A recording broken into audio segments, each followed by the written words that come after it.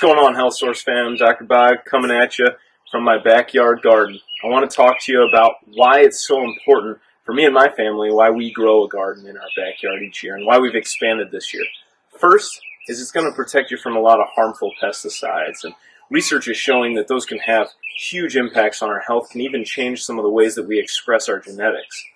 The second is that it's going to save you money. Buying organic can be awfully expensive, but growing it in your backyard can be really affordable. And the third is the effect that it's going to have on your family. When you're outside playing in the dirt, getting it under your fingernails, you're actually improving your gut microbiome. You're exposing yourself to more bacteria and improving your health overall. And so for me, my wife and kids, it's super important and a huge part of what we do every year.